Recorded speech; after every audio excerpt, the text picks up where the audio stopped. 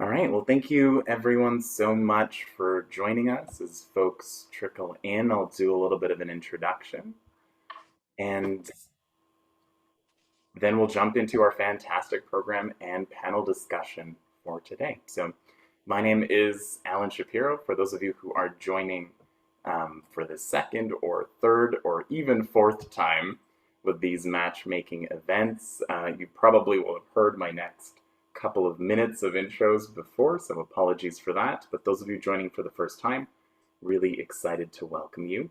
I'm the director of waterNEXT at Foresight, Canada. I'll speak a little bit more to that in a second. But I'm joining you today from the traditional unceded territories of the Musqueam, Squamish, and Tsleil-Waututh peoples in what is today Vancouver. As we work through this event, and as we work through our larger focus for waterNEXT, which is convening stakeholders from a range of different sectors and backgrounds, obviously, Indigenous drinking water challenges are front of mind. It's a space that we're doing more work in, and we're excited to draw on some of the background of the panelists who are here today to speak a little bit more to that space in particular. This is something that consistently comes up through our network as front of mind for our startups and SMEs wanting to better understand how, as solution providers, to engage in this space. Lee, if you want to jump to the next slide. So we'll do a little bit of an introduction. We've got a panel that'll take us through the first half of today's event. And then the second half, we will jump into our matchmaking breakout sessions, which is really just an opportunity for informal conversations for all of you attendees to introduce yourselves, to connect amongst yourselves, and have a chance to ask questions to our panelists as well. So you are more than welcome to post questions in the chat during the panel itself. We'll try to get to as many as we can, but any that we can't get to, just take into the breakout sessions, and then you'll have the ability as attendees to jump around in different breakout rooms. So if you want to chat with a particular panelist, you will have that opportunity. Next slide, Lee. So Foresight is Canada's cleantech accelerator, supporting the identification and validation of cleantech opportunities and commercialization of solutions. Now, Foresight works nationally across a number of sectors and ecosystems, and our core focus through waterNEXT as one of these ecosystems is really on connecting as many stakeholders as we can in the water technology space. Lee, if you don't mind jumping to the next slide. So waterNEXT is Canada's water technology network. We are just over a year old, and the goal really is to bring together startups, SMEs, and end users and support priority setting and innovation processes around a number of different sectors. So we've been doing that through matchmaking events, through accelerator programming, through strategic support programs, and a range of other offerings. And a lot of that is in collaboration with Ontario Water Consortium and NRC IRAP. We don't, unfortunately, have Rahim Kanji from Ontario Water Consortium joining us today. He typically does join our events, so Lee, if you don't mind jumping to the next slide, and we'll do a little intro on his behalf. Those of you joining from Ontario will be well familiar with OWC's work.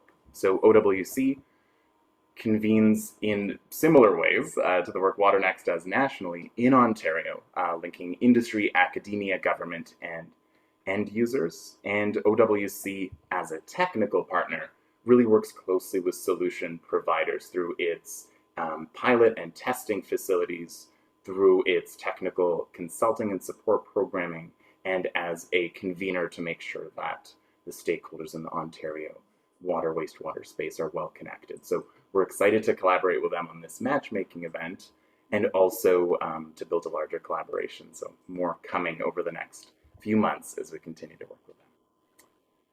Lee, if you want to jump to the next slide, and Ching, I'm going to hand it over to you if you want to do a quick introduction on IRAP.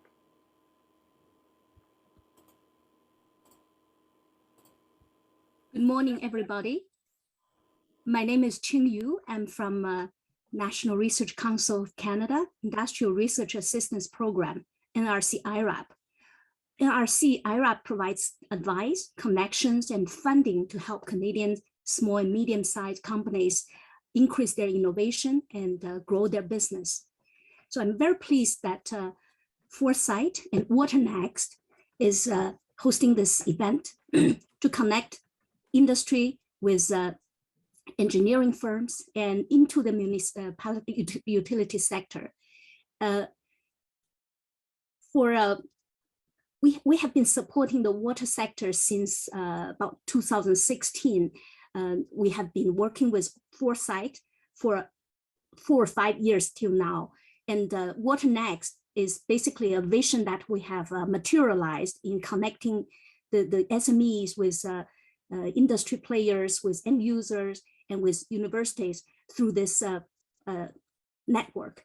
So again, as Alan mentioned, we're offering a suite of services tailored to the SMEs' needs to to accelerate their commercialization, to attract investment, and also to connect with innovators. So I would welcome you to get more feedback to Foresight and to IRAP on what kind of services would be most useful for you, so that in the future we can continue to improve the service offerings through this platform. Thank you very much. I wish you a productive morning. Thank you. Thank you so much, Cheng. And it's, I think, time to jump into the first of 2 reasons why many of you are here, which is our panel. So I'll do a little bit of an introduction on our panelists before I hand it over to them to do a little bit of a background on their work and their organizations. And then we've got a few questions prepared around specifically looking at water and wastewater utilities, challenges, innovation processes from the perspective, of course, of the consulting firms represented here. So we've got Darla Campbell joining us today. As an associate with Dillon Consulting, she brings over 30 years of experience with municipal asset management and capital planning. Darla has operational experience with the Ontario Clean Water Agency and an international water company where she led diverse teams of specialists to deliver 30-year operational and maintenance plans for municipal clients. In her previous role as executive director of the Ontario Coalition for Sustainable Infrastructure, Darla was appointed as an expert advisor to the Ontario Ministry of Infrastructure in its development of a new regulation for municipal asset management planning. She currently serves on the board of the Canadian Network of Asset Managers, so we're very excited to welcome her to our panel. We've also got John Bergesi joining us as a project lead from Urban Systems. John brings over 10 years of combined consulting, academic, and industry experience in water, wastewater systems and treatment, pilot testing innovative project delivery models, and working alongside small and rural communities. His career path has led him to work with Indigenous communities to address planning and infrastructure development initiatives and ongoing boil water advisory challenges. As a project lead with Urban Systems, John continues to support and work with Indigenous communities in BC. In his spare time, he volunteers with water organizations or is out in nature exploring the beautiful province.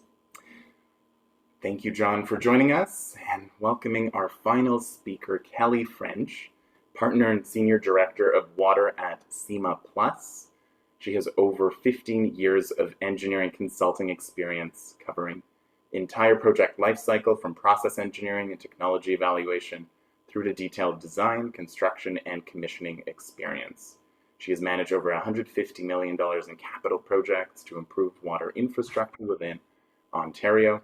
She also manages a talented team of diverse professionals delivering quality water and wastewater treatment projects for municipal clients.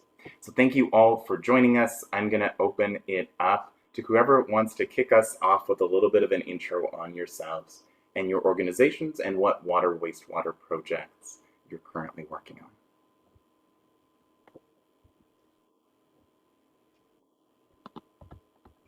Okay, I'll go first. Thank you, Alan, for the introduction. As Alan mentioned, I work for Cima Plus. So Cima is a privately held engineering consulting firm. We have over 2,600 employees across Canada. We do a wide range of water and wastewater projects. I am based in Ontario, and I have worked on both water and wastewater, but I admit, like, I'm a bit more focused on wastewater, so that's probably what I'm going to tend to talk about today. Some of the projects that I'm working on that might be of interest to those joining our call today, I've been involved in a number of pilot studies and helping do new technologies at treatment plants and testing proof of concept before for wastewater plants. I'm also working on a really exciting project with the City of Toronto. So the City of Toronto has 4 wastewater treatment plants. Their smallest one is called the North Toronto Treatment Plant. And it's actually fed some flow that comes from a larger trunk sewer that goes to Ashbridges Bay. So actually when they get a power failure at that plant, they just close the inlet valve and let it all go to Ashbridges. But what a background study found is that that plant is actually really useful because it provides base flow to the Don River. So it's actually useful to keep that plant in service. So what the city has decided to do, very forward thinking, is to upgrade that plant so it can continue to perform well, continue to provide good quality for the base river and rivershed that's needed. But they've also seen this as a really good opportunity to pilot some new technologies. So we're looking at different types of diffusers, how to optimize for energy efficiency, and it allows the City of Toronto to do it on a smaller scale for them, which is a 40 MLD plant, before they roll out some of these new processes at their larger facilities. So it's a really exciting project that I like talking about. We're in the 2nd year of construction right now. The project, we're piloting some technologies, but it's also going to set the city up for more technology trials in the future with some of the work we're doing there. Okay, I'll hand it over to the next panelist. Thank you, Kelly. I'll go and say good morning, everyone. I'm calling from Vancouver, the traditional ceded territory, Musqueam, Squamish, and Tsleil-Waututh, and thank you for having me as a panelist. As Alan mentioned, I'm a project lead with Urban System. It's a consulting firm of engineers, planners, economists, active transportation planners, doing a variety of small and large scale projects. My practice involves working with Indigenous communities on a number of water, wastewater projects or community-led initiatives such as subdivisions, housing, connectivity, and economics opportunities. In specific, as a flip side to Kelly, my focus is water projects, so I'll tend to be speaking more on that. And yeah, I'm currently working on a number of community projects where old systems require upgrading, as well as some community systems that need extension from one side of the community to the other, and then a couple other ones where water supply and treatment are of concern, such as iron and manganese and other parameters. Yeah, with that, I'll pass it to Darla. Thanks, Don and Kelly.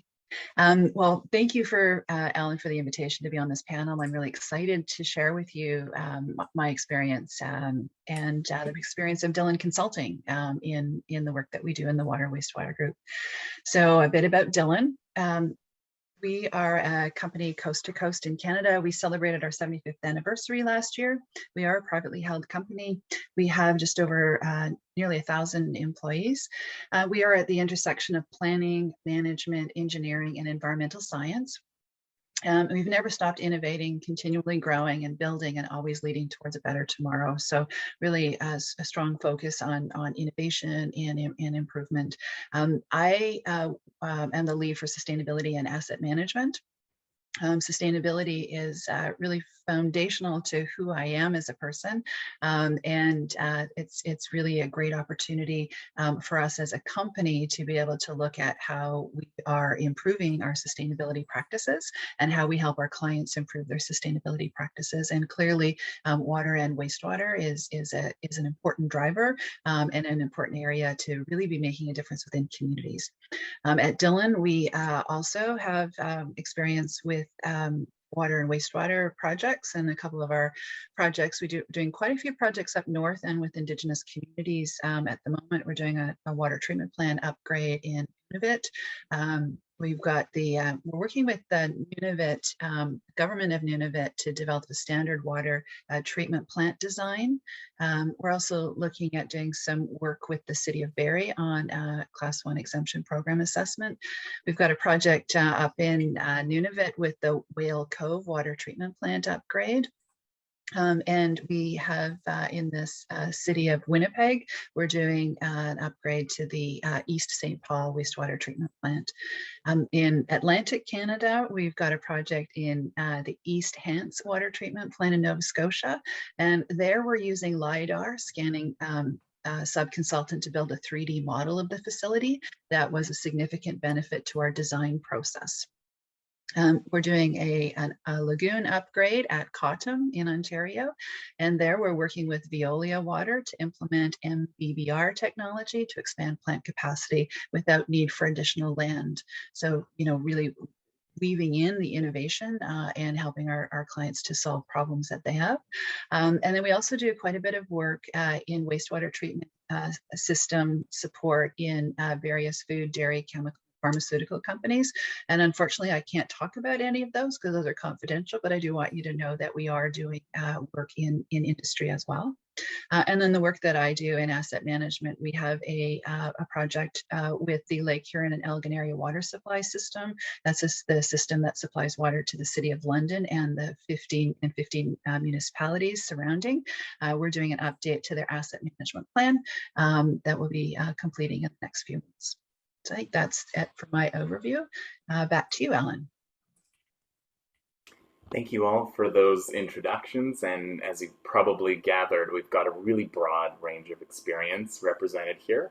And so what we're hoping over the next few minutes here is that the panelists will really be able to dive into their own background. And that means that some of the questions that get thrown into the chat are going to be more relevant to certain panelists than others, and that's fantastic. So we've got a lot of different solution providers in the room looking for different angles. So let's start it off with a little bit of a discussion of challenges. So I'm curious to hear, what are some of the key water challenges your water wastewater sector clients are currently facing, both now and looking ahead? And then I'm going to weave in this question that just jumped in the chat. What are some of the challenges specifically water wastewater treatment plants are struggling with most frequently? So if that's part of the perspective you bring, feel free to elaborate on that as well. No particular order, so whoever wants to jump in first, go ahead. I'll start again. So I've got a lot of thoughts about this one, working through some facility plans right now for wastewater treatment plants and specifically kind of tackling some of these ones. So I would say right now, some of the challenges, especially at wastewater treatment plants, which are being faced are we're seeing population growth, including increased density. So with that, a number of our plants are experiencing maybe higher loading to the wastewater treatment plants than the original design intent. So how to deal with that higher loading. We're seeing changes in more stringent effluent regulations. So historically, some of the plants in Ontario were only designed for BOD removal. Now we have the federal requirements for non-toxic effluent, for ammonia and chlorine, and also phosphorus. We know the impacts of phosphorus on our water bodies and lowering those targets for greater phosphorus removal. The current challenges also include impacts of climate change. So greater uncertainty when we're planning about peaking factors. We see those higher intensity storms that have hydraulic impacts at our wastewater treatment plants and also impact maybe the outfall capacity. And then looking ahead when we're planning for some of that wastewater infrastructure, what we also see is that previously where they would site a wastewater treatment plant, it looked like there was lots of land around it. Now we're finding that a lot of our wastewater treatment plants, they're located at the lowest point in the community. You can't move them. Gravity still makes everything flow downhill to them. So we're getting landlocked wastewater treatment plants, right? There's no room for expansion there. So we need to look for technologies that will help intensify and work within the footprint that's available. We're seeing energy usage and cost increases. Municipalities are more strapped and have limited capital funds, right? Being asked to do more for less.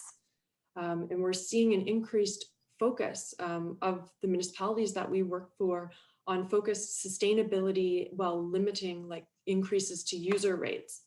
And also a lot more of the decision-making process, especially when we're working with our municipal clients, are, you know, climate change awareness and incorporating that into our decisions for making decisions about how we should go ahead with, you know, future treatment technologies. So we're bringing in that greenhouse gas evaluation, especially for the wastewater treatment plants. And it's really an area of emerging conversation, which I think is great, because we always used to just think of energy use, but actually at wastewater treatment plants, we find that that NO2 emission at your wastewater treatment plant has a significant impact on our greenhouse gas. So it's coming up with a standard way to quantify that, and then using that as part of our evaluation to the climate impact that we're having when we make planning decisions for wastewater plants.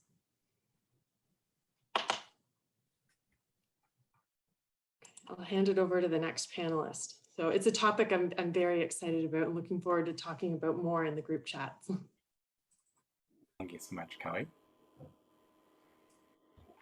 I can go next. Yeah. So since I work with small and rural communities, what I've noticed really is the effects of obviously climate change, but also how neighboring communities' activities are contributing to the downstream effects of, for example, the source water of another community, and how these are all interchanged, and how a more like regional approach should sometimes be taken in order to manage the waterways. You know, it like you can't have a permit for a mine, you know, upstream, and then the community downstream is struggling with very tough water parameters to treat in order to provide potable water to the community. On another note, that what we're noticing so far is communities are a little bit struggling with fixed budgets planning, and how the volatility in the market is it's having a really challenge for them to want to plan with a fixed budget, you know, as they are planning towards it and are ready to either make a purchase and everything. The prices doesn't fit their budget anymore. So we're coming up with innovative ways of delivering products in order to minimize the risk on that. And with that, I'll pass it to Darla.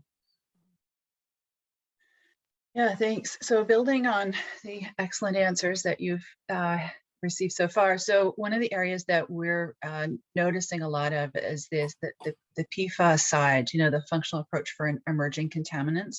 There's a lot of unknowns around that, and there's a need to begin to focus and understand how, you know, what it is and how to treat it and how best to treat it and how to do that in a cost-effective way.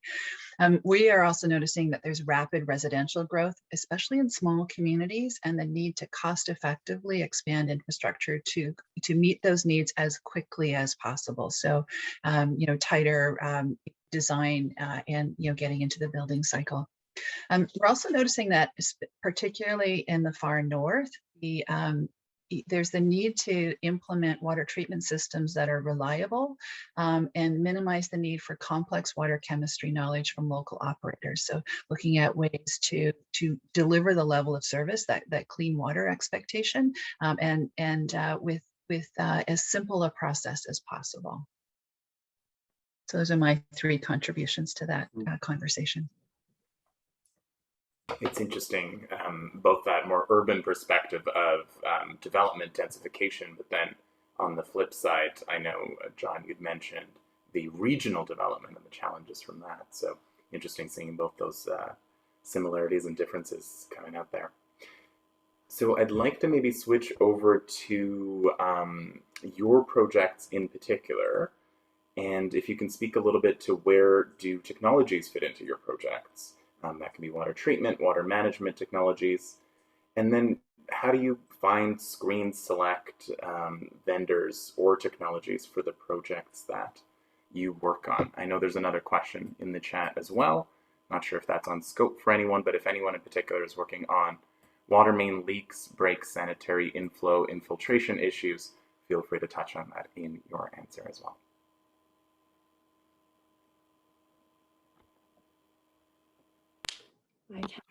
I can go first again. So I don't do as much on the leaks or the I&I, so I will kind of leave that to some of the other panelists. But in terms of how do the technologies fit into our projects? How do we find, screen, and select technology vendors? I'd say most of our projects, we start like at a planning stage. So when we get the new project for us as consultants, then what we do is we look through the background information for that plant and we define the plant needs. Every wastewater treatment plant I've looked at is different. They all have a little bit of unique needs to them. So it's really that first step of defining what the needs are, and that those needs are defined by, you know, the biology, the influence streams of what's coming in, what's present in the collection system, a lot of industry, most municipal, the I&I rates as well that come in, the peaking factors to use, and then some of the things that are important to the clients as well. And some of that is the ability of like the operators too, and technologies that are familiar. I would say that in the past, we've been in the municipal sector, at least for wastewater, we've been pretty conservative, like the tried tested approach, but I do feel that there is more of an openness now as we're trying to intensify more and do more with less, to look at new technologies and new approaches in the industry. So when I speak from a specific example, I'll go back to that example of the North Toronto project, where we did those initial design basis.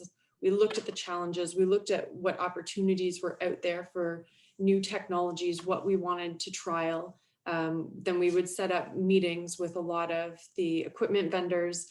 There's also, you know, trade shows to go to, whether it's your local province one or the larger scale ones like a WEFTech. So we would get information from vendors then, and really trying to encourage and meet with like technical teams from the vendors and the new technologies there. And then I would say when we look to kind of screen and select vendors and technologies, we usually do an evaluation based on, you know, cost, performance, if they're going to meet the design needs, the operational requirements, and life cycle cost as well. And then typically, since I do a lot of work for municipalities, it's often not the consultant that picks one particular vendor. Usually we'll pick an approach, and then we'll do something like a pre-selection. So then through that pre-selection, it gives a competitive process for that technology vendor to submit their technical information for us to evaluate. And then there's a scoring for the technical and a scoring for the cost. So that's typically the procurement method for selecting a new technology vendor. And pilot testing, I've maybe skipped over pilot testing, but pilot testing too is also important for that. We have to make sure that it's a technology that can get approved by the ministry, the regulator as well.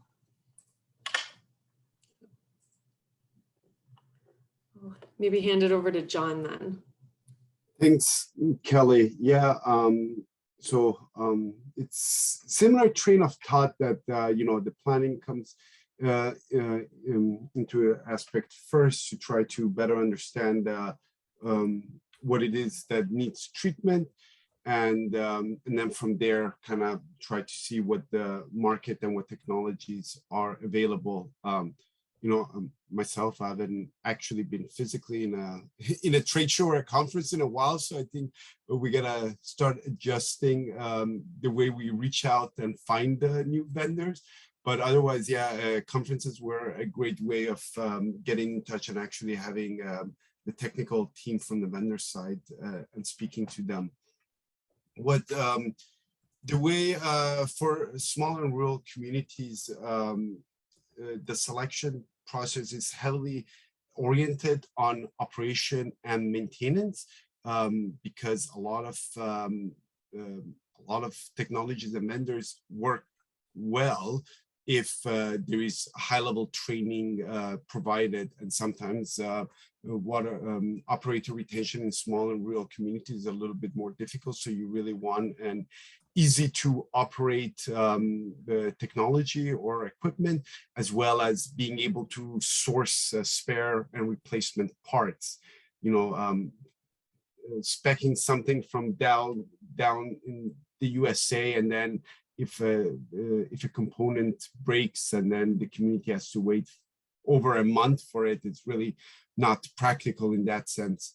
And the other aspect that I've recently noticed in the last years is really the kind of post-commissioning and training support provided the vendor. Like, are they committed to continue working with the community once a technology is implemented, and having a really an active role in providing them support either on maintenance or equipment, as opposed to a more like hands-off of like, well, we've installed it, we've provided training, and so on. So really being integrated in the continuous operation of it. And with that, I'll pass it to Darla. Yeah, thanks. So kind of building on what's already been said with respect to selecting, there's as early on in the process as possible the opportunity for technologies to be considered, and so I think about in Ontario, the environmental assessment process that's followed. How early are we able to take a look at the alternatives from a technology perspective, and how can that, and the best opportunities are to as early in the planning process as possible for the consideration of treatment processes to be under evaluation, so that any changes that you might have with your technologies that you bring to the table don't require a reopening of the EA work. So it's getting to the very beginning of the process, and the other panelists have spoken to the importance of that planning and understanding the needs assessment part. One of the, as we select the technologies and the vendors, or helping our clients to select rather, we're looking at ways to reduce the risk for our projects and for our clients. And so one of the ways that we do that is to look at proven history in similar applications. We can use a pre-selection, vendor pre-selection or equipment pre-selection process to help increase the success in the implementation of the project. We can look at successful operation at other reference sites as well, and that may and could include field trips, COVID allowing, to go and see the operation in other locations to see how that technology is operating. And then our approach is typically to minimize that risk exposure related to the equipment or vendor selection. So it's pre-selection. It's taking a look at sites where the technology has been proven at scale, and being able to work with our clients to be able to understand how those solutions are the right solutions, not only on a short term, but also on a life cycle approach, to take a look at the long-term investment, which also includes what's required in operations and maintenance as well, in order to ensure that the delivery of the level of service from that equipment is actually being delivered consistently and reliably. Thanks all. And pilots came up in a couple of different pieces there. We've got a couple questions that have jumped into the chat. I'm going to read out both of them, and if you're able to comment a little bit more on that pilot dimension. So first of all, around pilot testing, who foots the bill? Who does the technical outcome validation?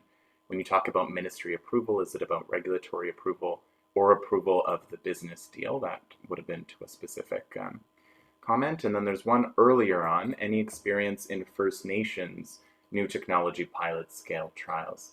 and evaluation. So if you can speak a little bit more to that pilot dimension, would love to hear your thoughts. And Kelly, I see you're unmuted.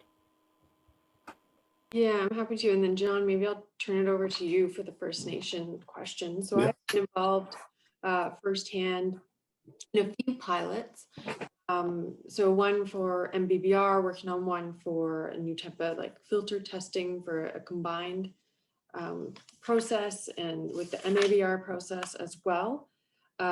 So in most of my experience, it's gone two ways. It's either the technology vendor really wants to pilot test it. Here in Ontario, there is a performance validation test now, like officially created by the ministry to go through, and steps to go through, so to encourage that, working with the ministry to validate that test at a wastewater treatment plant. Some of the other ones I've been involved with, that there have been done by a shared cost between the municipality and the vendor.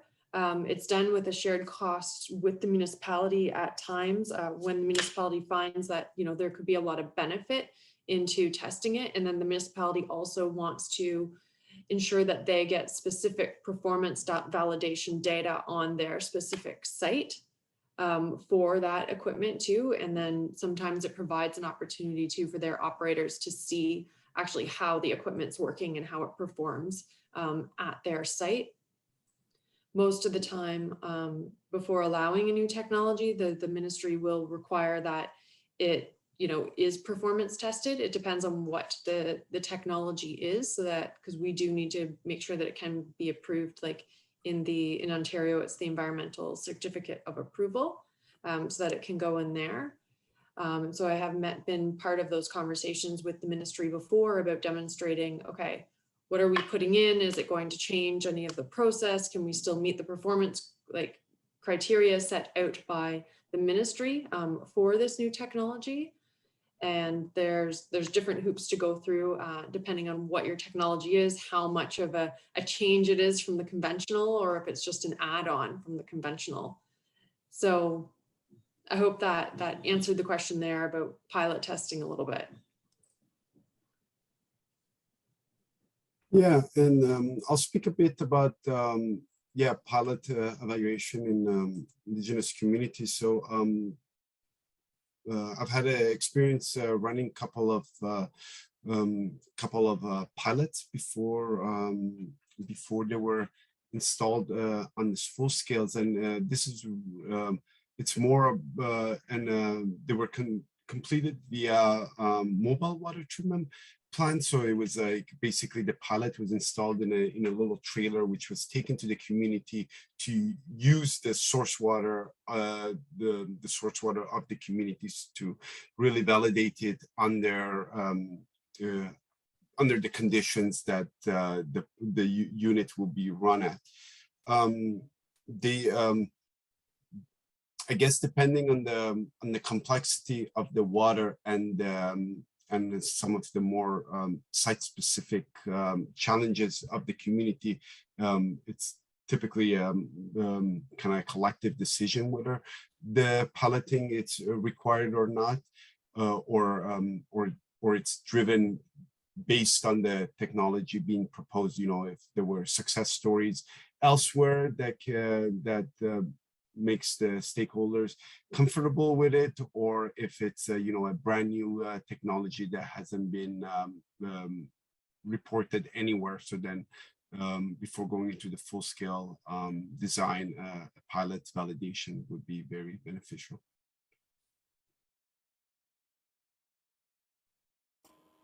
A quick follow-up question to that, John. Do you find working with other rural and remote communities that the pilot processes you're seeing in First Nations communities are similar then? It's really just based on that risk profile and how new the technologies are?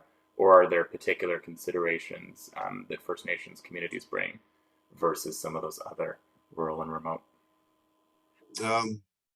Yeah, tough question, and maybe hard to also maybe generalize it. But I think what I've noticed with small and rural communities, specifically Indigenous, is really about ease of operation, like no, it's almost like the mentality, it's better to have good potable water for 10 months of the year, and then 2 months throughout the freshet, you kind of just let it be, as opposed to have a very complex technology where you need very trained operators, and replacements parts could be difficult. And so to speak regarding just other municipalities, smaller communities, I think it may speak to maybe funding opportunities, and who's to pay the bill, essentially. I think that has a weight on it as well. Great, thanks, John. And Darla, was there anything you wanted to add on that last question? Only if it would be okay to talk about an example in the oil and gas sector. Would that be okay? Yes, please. Yeah, because I know we've been focusing on municipal experience. One of my colleagues at Dillon shared this example with me, so I'm happy to share with you that in the oil and gas sector in Canada, there was an industry facility at scale was developed in collaboration with most of the companies that were interested in technology. So these were the oil producers.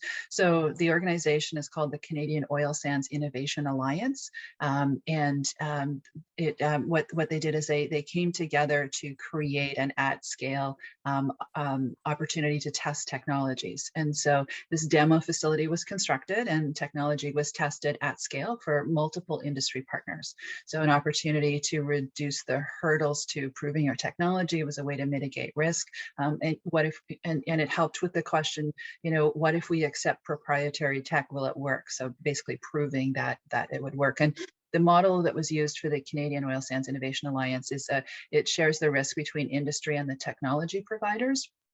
And it requires the vendors to be invested and ready with at-scale system sizing with proven test pilot scale results for proof of concept. And it's typically a one-shot trial, so that vendors must be confident and ready. So there is a model or an example that I wanted to bring here for just awareness that there are these opportunities that do exist. And then I also want to share that that the Ryerson University has the Urban Water Research Center. I sit as an advisor on their advisory panel for the Urban Water Institute, and they have over 60 research projects and education initiatives that are underway, and there may be an opportunity for vendors to be able to work through the university to do some at-scale testing as well. Perfect. Thanks, Darla. It's interesting to see the parallels, but also the differences in different sectors as well, how that pipeline has been built out. I've got two more questions. So there's a question about ISO 3500 in the chat, which I'll leave for anyone who's familiar with that standard to reply to in the chat. But there's two questions just digging into elements that you've mentioned here around how you find and source technologies. One is, how do you and your clients typically hear about new and emerging technologies? I know that conferences and trade shows were mentioned, and then John, you said, yes, but with COVID, part of that is changing. So if we can target that at the last couple of years with fewer conferences and trade shows, is there anywhere in particular where some of those technologies have jumped out at you or your team? And then the corollary to that is a couple folks mentioned getting in as early as possible. And so what does that mean in terms of SMEs getting in as early as possible? Should they follow municipal tenders? Do they identify engineering firms in charge? How do they get started as early as possible? We can shake the order up. I'm going to start with that because I don't actually know the answer to that, but I'm going to give Kelly an opportunity to talk about WEO's Wastewater Treatment and Technology Committee, and if there is an opportunity through an industry association like that to be able to share information, which also ties to conferences and trade shows, right? Being able to demonstrate or show product and be connected. And I'm on the CNAM board, Canadian Network of Asset Managers, and on the conference committee, and certainly presenting papers around projects is really a great way to also demonstrate information and new technology. So over to Kelly to build on that. I'll build on that. Thank you. Yes, I sit on the committee in Ontario for wastewater treatment and technologies. So that is a great committee. It's on the WEO website too, the contact information, but that's a good committee. We are industry kind of people that are interested in talking about new technologies that are coming out and sharing some of those ideas. So it's a group that there's technology providers on it, there's consultants, there's people from the municipal. So we talk about that, and we talk about also a lot of virtual seminars that are done through that committee too. So we're always talking about kind of what's of interest, what could we get in, what new technology is out there. So you could share kind of your technology and some ideas with that committee. We're good at kind of disseminating information out to our networks as well. And I do encourage that, yeah, papers are always great. So if you have done a pilot, definitely recommend putting a paper together, submitting that into the conference, especially like technical focused presentations. It is good to kind of build your network of consulting engineers too, and have, we find there's more interest always in kind of technical seminars rather than a sales focused one. So if you can show some data, you can talk about where it's installed previously, what you're doing, what's innovative, the technical stuff behind it. Maybe you've just worked with in a university, but what information is there, that is also really interesting. So, John? Yeah, no, those were great, and I'll just want to add that it got me thinking that yeah, about lunch and learns, but with a specific on technical presentations as opposed to kind of like maybe more like a general presentation of the company, but like very specific, like case specific lunch and learns almost to showcase some other projects and stuff. I'll just echo part of that back through the lens of our work as well, which is we see kind of the early project level engagement, which was mentioned in the chat as tenders. There's the early company level engagement, which is like a lunch and learn, you know, having a chance to chat with urban systems around your technology. And then, of course, the regional engagement. And thank you both, Darla and Kelly, for speaking to the fact that there are a lot of these committees that collaborate to actually make life easier. So it's not individual utilities or individual consulting firms vetting technologies, but so there's that shared technical pipeline. So thank you for that. We've got just a couple minutes before we jump into our breakout room conversations. So maybe I've got a couple other questions that I wanted to ask, but I'll combine them together, which is there a success story that stands out to each of you from your experience in the past around water technology? This can be pilot, since that's been part of what we've chatted about. This could just be technology implementation, or this could be technology sourcing, being able to find and work with a new vendor. And then the takeaway from that, is there any advice that you can share with the companies in the room, particularly around your organizations? Is there any advice that you can share in terms of how you've been approached in the past that has really resonated for your organization and led to successful partnerships? So let's leave that. And then for anyone else who has questions, please hold those and we'll jump into the breakout rooms with those in a couple minutes. I'll go first to change it up a bit. That's okay. So with respect to the example of, I'm going to share a success story internationally. So we have been very closely watching the great work that's happening in Norway.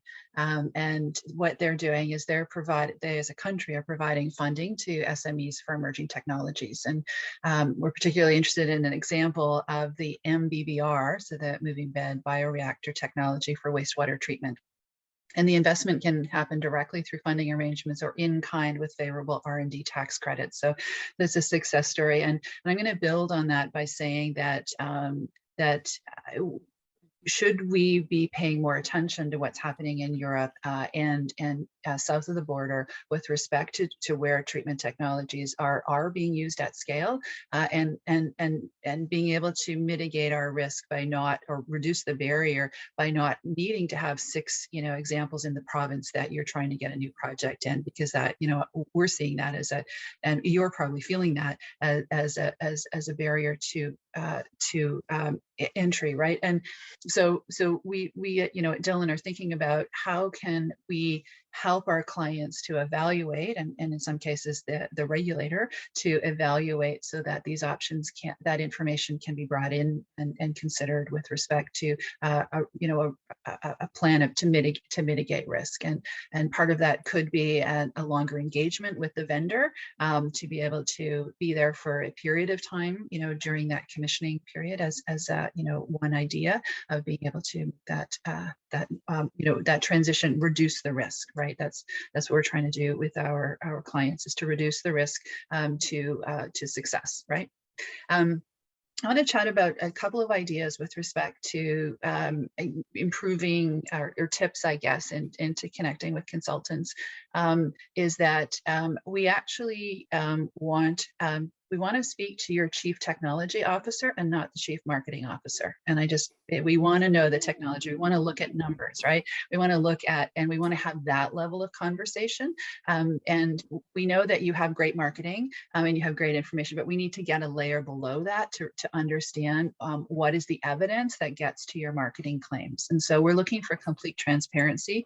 And something that you might want to know is that we, the consultants, don't usually have budgets to do the due diligence, and we often will rely on vendors to provide that information that allows us to make those informed decisions. So if you can think about us as consultants as a partner, I guess, in being able to work through that due diligence along with vendors, I think that would be an approach for moving forward. And then knowing, you probably already know this, so, but I will say it out loud, is that where the technology is non-proprietary, that's preferable for us. It's easier for us to move forward with a recommendation.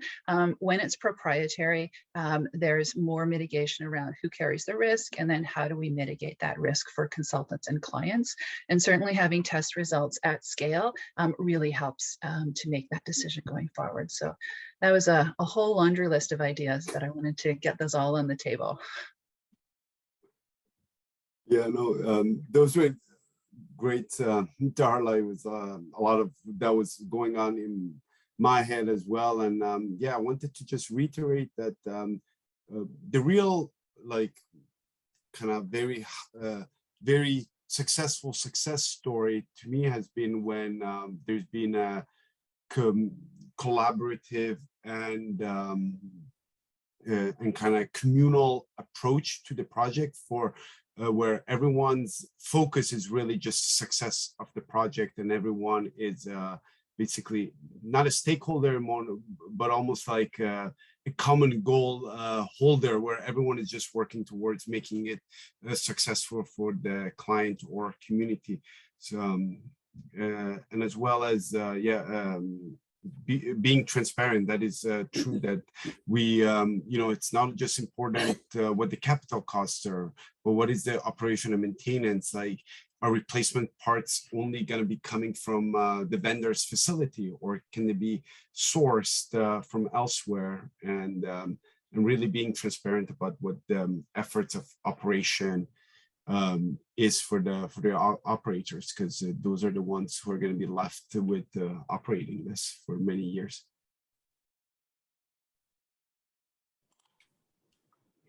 Very good. So maybe I agree with a lot of what Darla and John said about kind of how to approach us, the maximize the chance of having your technology, kind of echoing especially what Darla said. For me and our team at Cima, we can't promote a technology or equipment if we don't understand it. So we need to know that technical background. We need to gain the confidence in us as engineers with that technical background of why it works, how it could fail, what you've done so that it doesn't fail, right? Understand that risk tolerance.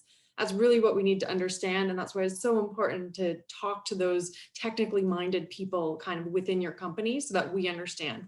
Can't promote a sales pitch we need the technical reasons why it's a good product. So I think that's really important. And we see a lot of variation in that with different technology providers that approach us as consultants. So that's really important.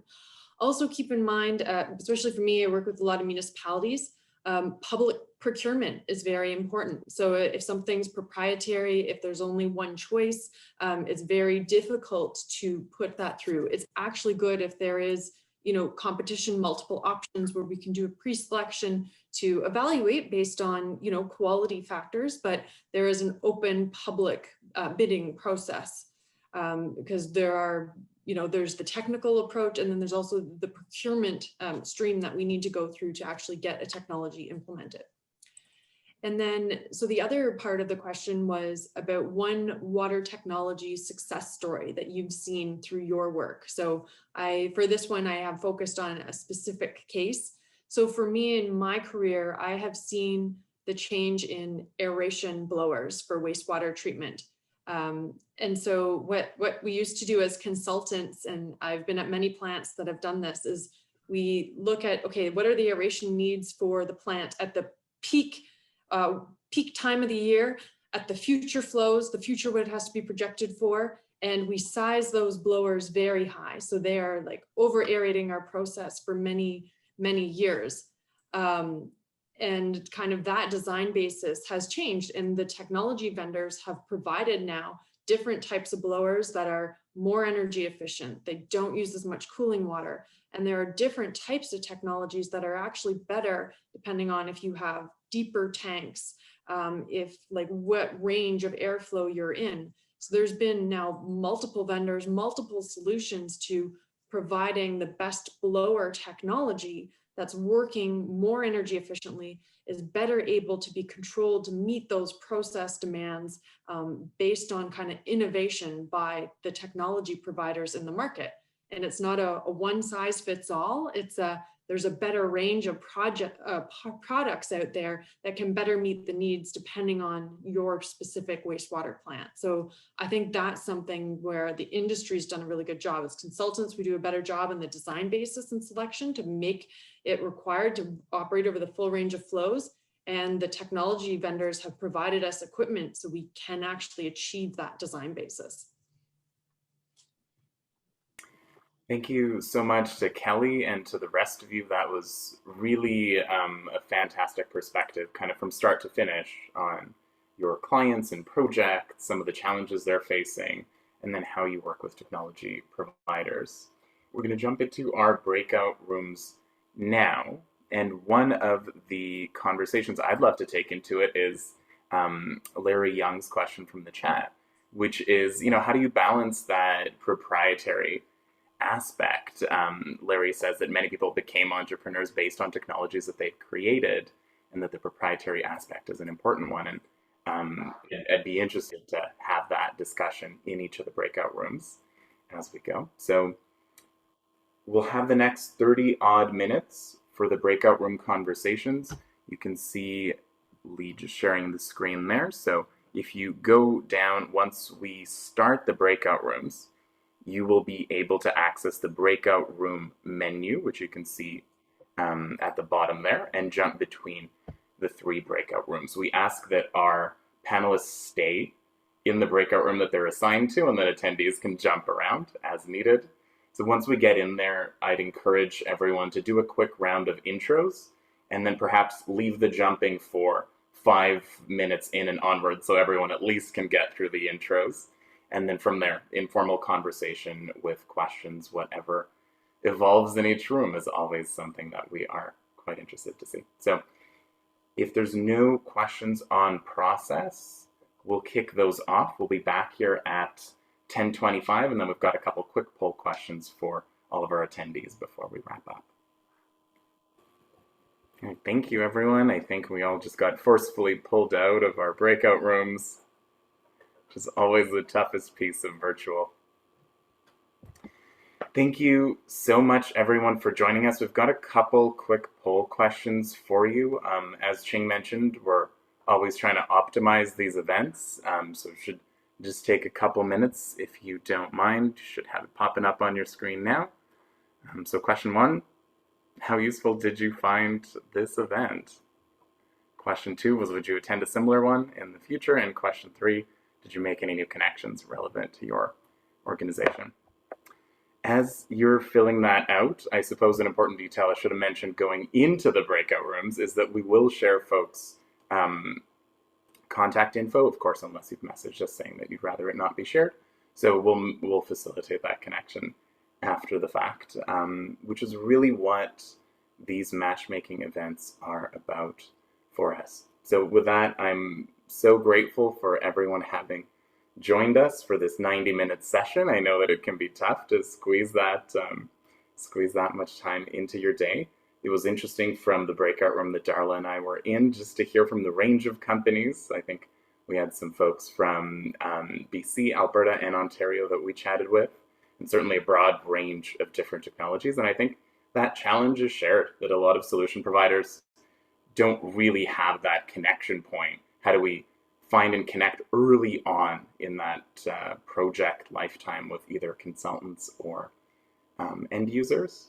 And I really appreciated, this was my last thought in the breakout room, I can't remember who framed it from the panel, but consultants are really partners in a successful arrangement, right? Consultants have high technical expertise and often low bandwidth. And so if you can meet that audience where they're at and give them the information they need to screen your technology, then that I think sets you up for some successful collaborations. Thank you all so much. We are wrapping up now for our 2021-22 matchmaking program, but we should have information about the next round of matchmaking events. Probably in a couple months' time will be the first. And I also mentioned in our breakout room that we are focused on a Canada-Netherlands partnership through waterNEXT this year as well. So we'll have actually a first event in a Canada-Netherlands matchmaking series coming up in March. And so if you're not already on our newsletter, please let us know and we will make sure to add you so you get information about that. Thank you, everyone. Enjoy the rest of the day, and I will give you 3 minutes back as we wrap up. We'll see you all later.